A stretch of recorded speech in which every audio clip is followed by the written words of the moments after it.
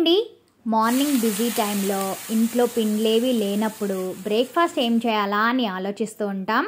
అలాంటప్పుడు ఎలాంటి పప్పు నానబెట్టే పని లేకుండా ఇన్స్టెంట్‌గా 5 నిమిషాల్లో అయిపోయే ఈ స్పాంజ్ లాంటి దోసల్ని, అలాగే దీనికి కాంబినేషన్‌గా స్పైసీ టొమాటో ఉల్లిపాయ చట్నీని ఎలా ప్రిపేర్ చేసుకోవచ్చో ఈ వీడియోలో చూపిస్తాను. మీరు దోస లవర్స్ అయితే ఈ రెసిపీ తప్పకుండా ట్రై చేయండి.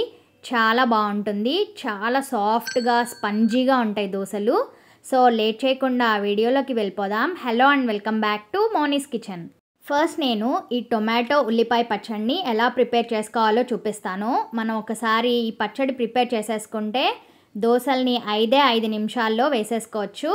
సో దీనికోసం ఫస్ట్ ప్యాన్లో 2 స్పూన్స్ ఆయిల్ వేసుకొని 2 స్పూన్ల ధనియాలు, అలాగే ఒక పావు టీ స్పూన్ మెంతులు, మీ కారానికి సరిపడా 10 నుంచి 12 ఎండుమిర్చి వేసుకొని బాగా వేయించుకోవాలి.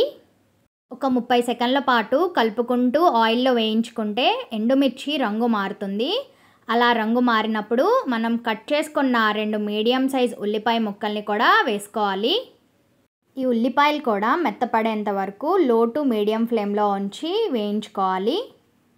సో ఇప్పుడు ఉల్లిపాయలు ఇలా లైట్గా కొంచెం మెత్తబడిన తర్వాత 2 మీడియం సైజ్ టొమాటో ముక్కల్ని ఇలా పెద్దగా కట్ చేసుకొని వేసుకోవాలి. మనం ఉల్లిపాయలు ఏ క్వాంటిటీలో అయితే తీసుకుంటామో టొమాటోలు కూడా అదే క్వాంటిటీలో తీసుకోవాలి. ఇప్పుడు నేను ఇందులో 2 మీడియం సైజ్ ఉల్లిపాయలు తీసుకున్నా కాబట్టి అదే క్వాంటిటీలో 2 మీడియం సైజ్ టొమాటోలు తీసుకున్నాను. ఇప్పుడు ఇదంతా ఒకసారి బాగా కలుపుకొని మూత పెట్టుకొని టొమాటోలు బాగా సాఫ్ట్ అయ్యే వరకు ఉడికించుకోవాలి. ఒక 2-3 నిమిషాల తర్వాత ఈ టొమాటో ముక్కలు బాగా సాఫ్ట్ అయి ఉంటాయి. ఇంకప్పుడు స్టవ్ ఆఫ్ చేసుకొని ఈ మిశ్రమాన్ని చల్లారి పెట్టుకోవాలి. ఈ మిశ్రమం చల్లారేలోపు మనం ఈ దోసల పిండిని ప్రిపేర్ చేసుకుందాం. ఈ దోసల పిండి అయితే 2 నిమిషాల్లో అయిపోతుంది. దీనికోసం మనం ఒక మిక్సీ గిన్నెని తీసుకొని ఉప్మా రవ్వని వేసుకోవాలి. ఆర్ బొంబాయి రవ్వ అని కూడా అంటాం కదా, దాన్ని 1 కప్పు వరకు వేసుకోవాలి. 1 కప్పు ఉప్మా రవ్వకి 1 కప్పు పెరుగు తీసుకోవాలి. మనం ఈ పెరుగు పులిసిందైనా వాడుకోవచ్చు, లేదా ఫ్రెష్ పెరుగు అయినా తీసుకోవచ్చు. ఇప్పుడు ఇందులోకి 1 టీ స్పూన్ వరకు అటుకులు వేసుకోవాలి. అలాగే ఇందులోకి దోసలు మంచి రంగు రావడానికి 1 స్పూన్ షుగర్ కూడా వేసుకోవాలి. మనం రవ్వ అలాగే పెరుగు తీసుకున్న గిన్నెతోనే 1 అరకప్పు నీళ్ళని పోసుకోవాలి. నీళ్ళు ఎక్కువ కాకూడదు, తక్కువ కూడా కాకూడదు. అలాగే ఇందులోకి సరిపడనంత ఉప్పును కూడా వేసుకోవాలి. ఇప్పుడు దీన్ని మనం మెత్తగా వెన్నలాగా మిక్సీ పట్టుకోవాలి. ఎంత వీలైతే అంత మెత్తగా మిక్సీ చేసుకోవాలి. ఎంత మెత్తగా మిక్సీ చేసుకుంటే దోసలు అంత పర్ఫెక్ట్గా, అంత స్పంజీగా వస్తాయి. ఇలా వీడియోలో చూపిస్తున్నట్టుగా స్మూత్గా రావాలి పిండి. నీరు ఎక్కువ వేసుకున్నా కూడా సరిగా రాదు, అలాగే తక్కువ వేసుకున్నా గట్టిగా వచ్చేస్తుంది. ఇప్పుడు మనం గ్రైండ్ చేసుకున్న ఈ పిండిని సపరేట్గా ఒక గిన్నెలోకి ట్రాన్స్ఫర్ చేసుకొని ఇందులోకి 1 పావు టీ స్పూన్ బేకింగ్ సోడా వేసుకోవాలి. మీరు పుల్లటి పెరుగు కనుక యూజ్ చేసుంటే ఆ బేకింగ్ సోడా కూడా వేసుకునే అవసరం లేదు. మనం చేసుకునేది ఇన్స్టెంట్ దోసలు కాబట్టి 1 పావు స్పూన్ బేకింగ్ సోడా వేసుకుంటే దోసలు బాగా స్పాంజీగా వస్తాయి, అలాగే హోల్స్ కూడా కరెక్ట్గా ఫామ్ అవుతాయి.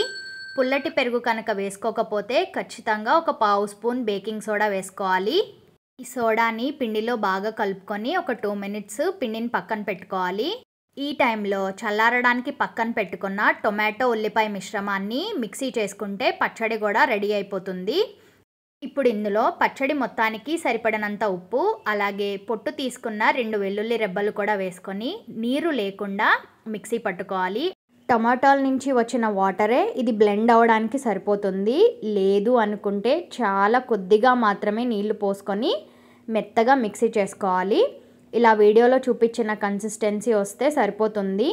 ఇప్పుడు మనం మిక్సీ చేసుకున్న ఈ పచ్చడిని సపరేట్గా ఒక బౌల్లోకి ట్రాన్స్ఫర్ చేసుకొని దీనికి మనం పోపు పెట్టుకోవాలి. ఒక ప్యాన్లోకి 2 టేబుల్ స్పూన్స్ ఆయిల్ వేసుకొని పోపు దినుసులు అన్నీ కలిపి 1 టేబుల్ స్పూన్ తీసుకున్నాను. పచ్చిశనగపప్పు, మినప్పప్పు, ఆవాలు, జీలకర్ర వేసుకున్నాను. ఇది బాగా ఫ్రై అయ్యాక దంచుకున్న 1 వెల్లుల్లి కూడా వేసుకోవాలి. అలాగే కొంచెం క్లీన్ చేసుకున్న కరివేపాకు కూడా వేసుకొని బాగా ఫ్రై చేసుకొని మనం మిక్సీ చేసుకొని పక్కన పెట్టుకున్న పచ్చళ్ళలోకి ఈ పోపు అంతా వేసేసుకోవాలి. ఇలా వేసుకున్న పోపుని పచ్చళ్ళలోకి బాగా కలుపుకుంటే మన స్పైసీ టొమాటో ఉల్లిపాయ పచ్చడి రెడీ అయిపోతుంది. ఈ పచ్చడిని ఈ దోశలకి మాత్రమే కాకుండా ఊతప్పం, మసాలా దోశ అలా ఎందులోకైనా కూడా ఈ స్పైసీ చట్నీని చేసుకోవచ్చు. చాలా టేస్టీగా ఉంటుంది. ఇప్పుడు చట్నీ రెడీ అయిపోయింది కాబట్టి దోశలు వేసేసుకుందాం.